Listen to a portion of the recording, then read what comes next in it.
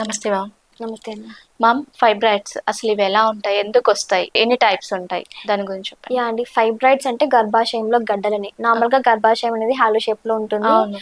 అక్కడి నుంచి baby produce అవ్వడం, పీరియడ్స్ అవ్వడం ఇవన్నీ జరుగుతుంటాయి. బట్ హ్మ్. కొన్ని కండిషన్స్‌లో ఆ గర్భాశయం లోపల ఆ కండరాలు అనేది ఎక్కువగా పెరిగి గడ్డలు గడ్డలుగా ఏర్పడుతూ ఉంటాయి. ఓకే. కొంతమందిలో చిన్న సైజులో ఉంటాయి. కొంతమందిలో ఎక్సెసివ్‌గా మల్టిపుల్‌గా ఉంటాయి. హ్మ్. ఇంకా పెద్ద సైజులో కూడా ఉంటాయన్నమాట. హ్మ్. ఈ ఫైబ్రాయిడ్స్ అనేటివి కామన్‌గా మయోమాస్ అంటుంటాం. లేదంటే యుట్రైన్ మయోమాస్ అని, లేదంటే లియోమయోమాస్ అని ఓకే. డిఫరెంట్ డిఫరెంట్‌గా పిలుస్తూ ఉంటారు. హ్మ్. నార్మల్‌గా చెప్పాలంటే గర్భాశయ గడ్డలని కామన్‌గా చెప్తుంటాం. హ్మ్. ఇంకా ఇది ఎన్ని రకాలుగా ఉంటాయంటే ఫైబ్రాయిడ్స్ అనేటివి 4 టైప్స్‌గా ఉంటాయి. ఓకే.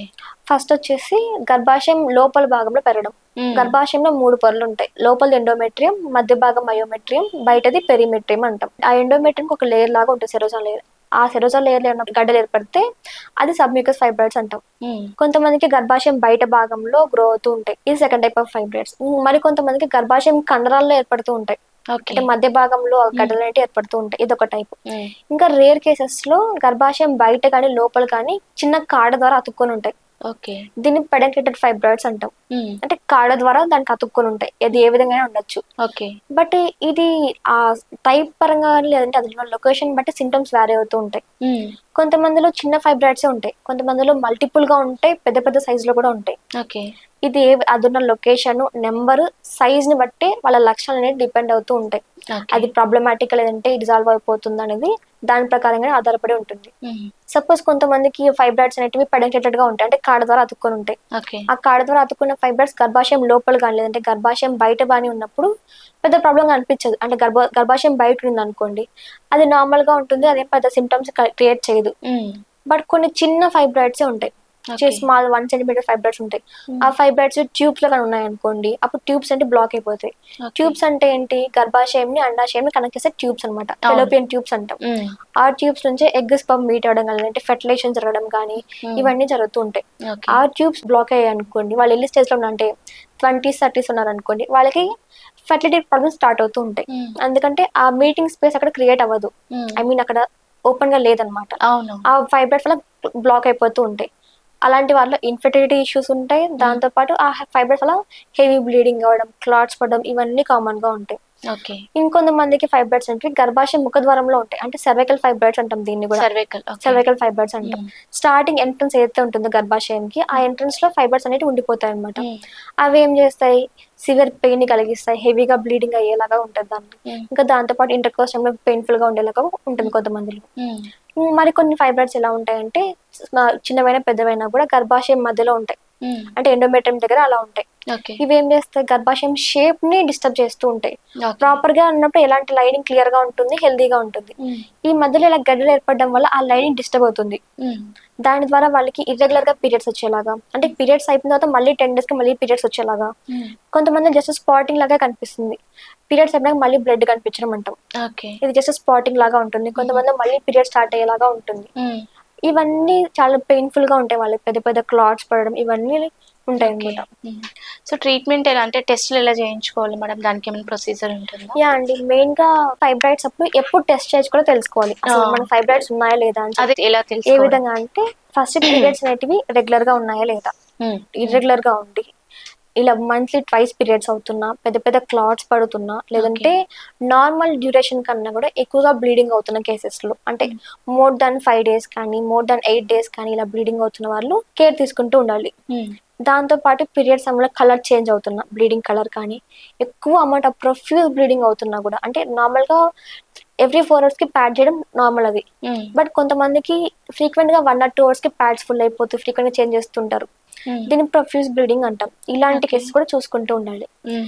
దీని తర్వాత పొత్తి కడుపులో బరువుగా అనిపించా, కిందకి లాగినట్టు కానీ అనిపించినా కూడా హ్మ్. కేర్ తీసుకోవాలి. ఇంకా కొంతమందికి ఎలా ఉంటాయంటే ఫైబ్రాయిడ్స్ వల్ల ప్రెజర్ సింప్టమ్స్ స్టార్ట్ అవుతూ ఉంటాయి. హ్మ్. ఒకవేళ ఫైబ్రాయిడ్స్ గర్భాశయం ముందుగా పెరిగాయనుకోండి, అదేం ఓకే. చేస్తుంది? బ్లాడర్ పైన ప్రెజర్ పడుతుంది. ఓకే. అప్పుడు వాళ్ళకేముంటాయి, బ్లాడర్ నుంచి యూరిన్ అనేది లీక్ అవుతూ ఉంటుంది. హ్మ్. లేదంటే కొంతమందికి ఇలా లీక్ అవ్వడం వల్ల యూరిన్ ఇన్ఫెక్షన్స్ వస్తుంటాయి. హ్మ్. అవును. మరి కొంతమందికి ఫైబ్రాయిడ్స్ అంటే గర్భాశయం వెనక భాగంలో, అంటే పోస్టీరియర్ ఫైబ్రాయిడ్స్ అంటాం. హ్మ్. దీనివల్ల వాళ్ళకి ఏమవుతుంది? మోషన్ పాస్ చేసినప్పుడు కాన్‌స్టిపేషన్ రావడం, హార్డ్‌గా రావడం, లేదంటే ఓకే. అసలు కూర్చోలేకపోవడం, బ్యాక్ పెయిన్ రావడం ఇవన్నీ కామన్‌గా ఉంటాయి. ఈ హ్మ్. సింప్టమ్స్ అనేటివి పీరియడ్స్‌తో కలిపి ఉంటాయి. ఓకే. వీక్నెస్ కనిపించా, బ్యాక్ పెయిన్ గా అనిపించా, ఇవన్నీ ఎక్కువ లాంగ్ టర్మ్ గా అనిపించా, రెస్ట్ తీసుకున్న తగ్గట్లేదు వాళ్ళకి, అలా అనిపించినప్పుడు వెంటనే డాక్టర్ని కన్సల్ట్ అవుతే అప్పుడు స్కాన్ చేయడం జరుగుతుంది. ఓకే. మెయిన్ గా అల్ట్రాసౌండ్ అబ్డామిన్ చేయిస్తుంటాం, ఓకే. యూఎస్జీ అబ్డామిన్ అంటుంటాం, అబ్డామిన్ పెల్విస్ అని. ఆ స్కాన్ ద్వారా ఆ ఫైబ్రాయిడ్స్ ఎన్ని ఉన్నాయి, ఏ సైజ్ లో ఉన్నాయి, ఎక్కడెక్కడ లొకేషన్ లో ఉన్నాయో తెలుస్తుంది. మల్టిపుల్ గా ఉన్నాయా, సింగిల్ ఫైబ్రాయిడ్స్ ఉన్నాయా, పోస్టీరియర్ గా ఉన్నాయి, యాంటీరియర్ గా ఉన్నాయి, మొత్తం ఆ యూఎస్జీ రిపోర్ట్ చెప్తుంది అనమాట. దీని తర్వాత కొంతమందికి సెర్వికల్ ఫైబ్రాయిడ్స్ అలా ఉన్నాయనుకోండి, వాళ్ళకి పెల్విక్ ఎగ్జామినేషన్ చేస్తుంటాం, అంటే స్పెక్యులమ్ ఇన్సర్ట్ చేసి చూస్తుంటాం. దీని తర్వాత వచ్చేసి టీవీఎస్ స్కాన్ అంటాం, ట్రాన్స్వెజనల్ సోనోగ్రఫీ అంటాం. అంటే యూట్రస్ లేకి ఒక సెలైన్ ఫ్లూయిడ్ ఇంజెక్ట్ చేస్తూ ఉంటాం. ఈ సెలైన్ ఫ్లూయిడ్ అనేది మొత్తం క్లియర్ గా వెళ్తుందా లేదని ఎక్స్రే లాగా చూస్తుంటాం. ఎక్స్రే టెక్నిక్ అనమాట ఇది కూడా. ఆ టెక్నిక్ ద్వారా ఆ ఫ్లూయిడ్ ఏమైనా సరిగ్గా వెళ్తుందా లేదా, మొత్తం ఫుల్ అయిపోయిందా లేదా, లేదంటే ఎక్కడైనా బ్లాక్స్ ఏమైనా ఉన్నాయా, ఆ బ్లాక్స్ ఉన్నాయంటే అక్కడ ఫైబ్రాయిడ్స్ ఉన్నాయని అలా విజువలైజ్ చేయొచ్చు. ఇంకా కొన్ని రేర్ కేసెస్ లో ఎంఆర్ఐ పిలివి అడ్వైస్ చేస్తుంటాం. ఎంఆర్ఐ స్కాన్ ద్వారా కూడా మనం తెలుసుకోవచ్చు ఎన్ని ఫైబ్రాయిడ్స్ ఉన్నాయి, ఎలా ఏ విధంగా ఉన్నాయని కూడా. మరి కొన్ని కండిషన్స్ లో బ్లడ్ రిపోర్ట్ సజెస్ట్ చేస్తుంటాం, సిబిపి టెస్ట్ అంటాం. ఎందుకంటే ఈ ఫైబ్రాయిడ్స్ ఉన్న వాళ్ళకి హెవీగా బ్లీడింగ్ అవుతుంది, అప్పుడు బ్లడ్ లాస్ ఎక్కువగా ఉంటుంది, కాబట్టి బ్లడ్ టెస్ట్ కూడా అడ్వైస్ చేస్తుంటాం. ఇంకా కొన్ని హార్మోన్ టెస్ట్లు, బ్లడ్ టెస్ట్లు, మెయిన్ గా ultrasound, blood test, hormone test, ఈ 3 ద్వారానే తెలుసుకోవచ్చు. రేర్ కేసెస్ లోనే ఎంఆర్ఐ దాకా వెళ్తుంటాం. సో ఇది రావడానికి ఏజ్ అట్లా ఏమన్నా ఉంటుందా, అంటే ఈ ఏజ్ వాళ్ళకే వస్తుంది అని ఏజ్ ఫ్యాక్టర్స్? మెయిన్ గా ఫైబ్రాయిడ్స్ కూడా జెనెటిక్ గా ట్రాన్స్మిట్ అవుతూ ఉంటాయి. దాంతో పాటు ఇది కూడా లైఫ్ స్టైల్ డిసార్డర్ ఫైబ్రాయిడ్స్ కూడా. ఎందుకంటే హార్మోనల్ ఇంబ్యాలెన్స్ వల్ల బాడీలో ఈస్ట్రోజన్ హార్మోన్ ఎక్కువైపోవడం వల్ల వస్తుంది. ఈ హార్మోన్ ఏం చేస్తుంది, గర్భాశయ లోపల ఏర్పడేలాగా చేస్తుంది. ఈ హార్మోన్ ఎక్కువైపోవడం వల్ల ఆ గడ్డలు ఇంకా ఎక్కువ, ఆ కండలు ఎక్కువ రియాక్ట్ అయిపోయి ఎక్కువ గడ్డలు ఏర్పడేలా చేస్తుంది. అంటే ఈస్ట్రోజన్ డిపెండెన్సీ ఉంటుంది ఇంట్లో. ఈ ఫైబ్రాయిడ్స్ కి పర్టికులర్ ఏజ్ అంటే ఏమి లేదనమాట. ఎందుకంటే హార్మోన్ డిపెండెన్సీ వల్లనే ఇది కాజ్ అవుతుంది కాబట్టి అది ఎర్లీ ఏజ్ లో స్టార్ట్ అవ్వచ్చు. కొంతమందికి ఎర్లీ 20s 30s లో స్టార్ట్ అవ్వచ్చు, కొంతమందికి 40 years 45 years వరకు స్టార్ట్ అవ్వచ్చు. బట్ నార్మల్ గా ఓల్డ్ డేస్ లో కన్సిడర్ చేసుకున్నట్టయితే ఆఫ్టర్ 40 years స్టార్ట్ అవడం చూస్తుంటాం. బట్ ప్రెసెంట్ ఉన్న లైఫ్ స్టైల్ జనరేషన్ కి, ఫుడ్ హ్యాబిట్స్ కి ఇది ఎర్లీ స్టేజ్ లో కూడా హార్మోనల్ ఇంబ్యాలెన్స్ జరిగి ఎక్సెసివ్ గా ఈస్ట్రోజన్ ప్రొడక్షన్ జరిగేలా చేస్తుంది. దాని ద్వారానే 20s లో 30s లో కూడా చూస్తుంటాం ఫైబ్రాయిడ్స్ అనేవి. పర్టికులర్ ఏజ్ అంటే ఏం లేదు, ఎవరికైనా రావచ్చు. సో దీనికి ట్రీట్మెంట్ తీసుకున్న తర్వాత అంటే ఆల్మోస్ట్ ఒక 1 or 2 years అలా పడుతుందా? ఎలా రికవరీ స్టేజ్ ఎలా ఉంటుంది? నార్మల్ గా అందరూ ఏం చేస్తారు, ఫైబర్స్ తెలిసిన వెంటనే సర్జరీకి వెళ్ళిపోతుంటారు. అంటే గర్భాశయం తీర్చుకోవడం, లేదంటే ఫైబ్రాయిడ్ రిమూవల్ సర్జరీ చేస్తుంటారు. ఇలా చేయించుకోవడం వాళ్ళకి ఏమవుతుందంటే ఆ ఫైబ్రాయిడ్స్ మళ్ళీ వస్తూనే ఉంటాయి. సేమ్ అదే సర్జికల్ స్పాట్ నుంచే మళ్ళీ ఫైబ్రాయిడ్ స్టార్ట్ అవడం, లేదంటే మల్టిపుల్ గా ఎక్సెసివ్ గా ఫైబ్రాయిడ్ రావడం జరుగుతూ ఉంటుంది. మరి కొంతమందికి గర్భాశయం తీర్చుకోమని చెప్తుంటారు, ఫైబ్రాయిడ్స్ ఎక్కువ ఉన్నాయి తీర్చుకోవాలని చెప్తుంటారు. వాళ్ళకి ఏమవుతుంది, ఎర్లీగా మెనోపాజ్ అనేది స్టార్ట్ అవుతుంది. మెనోపాజ్ అంటే పీరియడ్స్ అయిపోయిన తర్వాత ఆ ప్రాబ్లమ్స్ అనేటివి ఆ 30-40 స్టార్ట్ అవుతూ ఉంటుంది. ఇది ఒక కండిషన్. బట్ అలాంటివి ఏమీ లేకుండా హోమియోపతి ట్రీట్మెంట్ ఉంటుంది. ఏ విధంగా అంటే ఆ ఫైబ్రాయిడ్ సైజ్ ఏ విధంగా ఉన్నాయి అనేలాగా ట్రీట్మెంట్ డిపెండ్ అవుతూ ఉంటుంది. సపోజ్ అది ఎర్లీ స్మాల్ ఫైబ్రాయిడ్స్ అనుకోండి, 3 to 5 centimeters ఫైబ్రాయిడ్స్ అనుకోండి, అంతకన్నా తక్కువ ఉన్నాయి అనుకోండి, మెడిసిన్స్ లో క్యూర్ అయిపోతుంది. కొన్ని కేసెస్ ఉంటాయి 5 to 9 centimeters ఫైబ్రాయిడ్స్ ఉంటాయి, ఇది మీడియం ఫైబ్రాయిడ్స్ అంటాం. వీళ్ళు ఎలా ఉంటుంది, ఆ ఫైబ్రాయిడ్ సైజ్ తగ్గేలాగా కొత్త ఫైబ్రాయిడ్స్ రాకుండా సింటమాటిక్ రిలీఫ్ కి అందించవచ్చు. ఇది ఒక ట్రీట్మెంట్. ఇంకా కొన్ని లార్జ్ కేసెస్ ఉంటాయి, క్రానిక్ కేసెస్ అంటాం.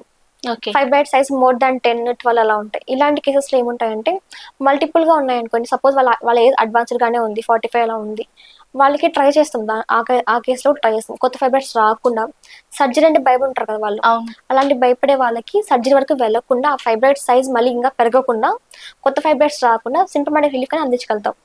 బట్ అలాంటి కండిషన్ లో తగ్గిపోవడం ఇంపాసిబుల్ అనమాట, చాలా తక్కువగా ఉంటుంది అంటే సక్సెస్ రేట్ అనేది. బట్ వాళ్ళకి సింటమాటిక్ రిలీఫ్ అందించగలుగుతాం అలాంటి కేసెస్ లో. సో పెళ్లి అయిన వాళ్ళకి అంటే ఆల్మోస్ట్ ఒక 30 years ఉన్న వాళ్ళకి ఈ ప్రాబ్లం ఉంటే ప్రెగ్నెన్సీకి ఫర్దర్ గా ప్రాబ్లం వస్తుందంట? యా, డెఫినెట్లీ అండి. ఎందుకంటే ఫైబ్రాయిడ్స్ లొకేషన్ పైన డిపెండ్ అవుతాయి. సపోజ్ ఈ ఫైబ్రాయిడ్స్ గర్భాశయం లోపల ఉన్న ట్యూబ్స్ లో ఉంటే బ్లాకేజ్ లాగా ఏర్పడతాయి. లేదు గర్భాశయంలోనే ఉన్నాయనుకోండి, అప్పుడు ఏమవుతుంది, ఒక ప్రెగ్నెన్సీ వచ్చి వాళ్ళకి బేబీ ఫామ్ అయినా కూడా ఎర్లీగా అబార్షన్స్ అయ్యేలాగా, లేదంటే ప్రీమెచ్యూర్ డెలివరీ అయ్యేలాగా చేస్తుంది అనమాట. ఎందుకంటే ప్రాపర్ బేబీ గ్రో అయ్యేంత స్పేస్ అది క్రియేట్ చేయదు కాబట్టి అక్కడ ఫైబ్రాయిడ్స్ ఉండడం వల్ల. ఇంకా కొంత మల్టిపుల్ ఫైబ్రాయిడ్స్ ఉంటాయి. ఇలాంటి కేసెస్ లో ప్రెగ్నెన్సీ ఇంపాసిబుల్ గా ఉంటుంది. అందుకనే వాళ్ళకి ఆ 30 years లో ఉన్న వాళ్ళకి డిఫికల్టీగా ఉంటుంది. ఇన్ఫెర్టిలిటీ కామన్ గా చూస్తుంటాం ఫీమేల్ ఫ్యాక్టర్స్ లో, అందుకనే ఫైబ్రాయిడ్ కూడా ఉన్నది ఫ్యాక్టర్ ఇన్ఫెర్టిలిటీకి. సో 30 years ఉన్న వాళ్ళకి అంటే లైక్ సర్జరీ వరకు వెళ్ళకుండా కాజెస్ ఏంటి అని చెప్పేసి మనం ట్రీట్మెంట్ తీసేసుకోవచ్చు. సో ఫర్దర్ గా ప్రాబ్లం అయితే ఏమి ఉండదు ఫర్టిలిటీకి. యా, డెఫినెట్లీ అండి. ఆ సైజ్ లో మెయిన్ లొకేషన్ ఇంకా సైజ్ బట్టి ట్రీట్మెంట్ సైజ్ బట్టి ఉంటుంది. సర్జరీకి వెళ్ళాలా లేకపోతే మామూలుగా నార్మల్ ట్రీట్మెంట్ ట్రీట్మెంట్ చేయొచ్చా అవుతుందా అనేది. But okay. అన్ని ఫైబర్స్ సర్జరీ అవసరం లేదు. ఓకే. కొన్ని ఫైబ్రాయిడ్స్ సర్జరీ లేకుండా హోమియోపతి ద్వారా క్యూర్ అయిపోతూ ఉంటాయి. అది గుర్తుంచుకోండి అందరూ. Thank you so much ma'am. మాకున్నటువంటి డౌట్స్ అన్ని చాలా చక్కగా చెప్పారు. Thank you.